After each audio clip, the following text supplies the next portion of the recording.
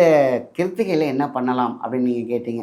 ஒன்றுமே கிடையாது. நம்மக்கிட்ட இருக்கக்கூடிய உள்ளமே கோயில் அப்படிங்கும்பொழுது உள்ளத்தில் முருகனை வைத்து நம்ம நல்லா அழகாக குளிச்சுட்டு வந்துட்டு முருகன் அதாவது வேல் மாடல் கேட்டுக்கலாம், வீட்டில் போட்டுக்கலாம்.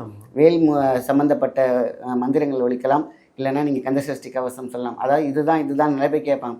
இந்த நாளில் வந்து நான் இந்த கந்தசஷ்டி படிக்கலாமா, இந்த நாளில் வந்து நான் முருகான் மட்டும் சொல்லலாமா?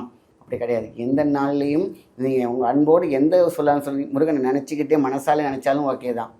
ஆக இந்த கிருத்திகை அப்படிங்கிறது பார்த்திங்கன்னா அந்த மாதத்தோட ஸ்பெஷல் என்னென்னா எனர்ஜி வாரி வழங்கக்கூடிய அந்த ஆடி மாதத்தில் இருக்கக்கூடியது பயங்கரமான எனர்ஜி. அது முருகன் அன்னைக்கு கிருத்திகைங்கிறது தான் அவருடைய நட்சத்திரத்துலேருந்து எல்லாமே வரும். ஓகே. ஸோ அப்போ பார்த்தீங்கன்னாக்கா ஒரு பாசிட்டிவாக ஒருத்தவங்க நல்ல பெரிய அளவில் எனர்ஜியில் இருக்கவங்ககிட்ட போய் எனர்ஜி வாங்குறதும் ஜீரோவில் இருக்கிறவங்க வாங்குறதும் வித்தியாசம் இருக்கு இல்லையா? அந்த நேரம் தான் இந்த ஹை எனர்ஜியில் இருக்கும்போது அந்த கிருத்திகை.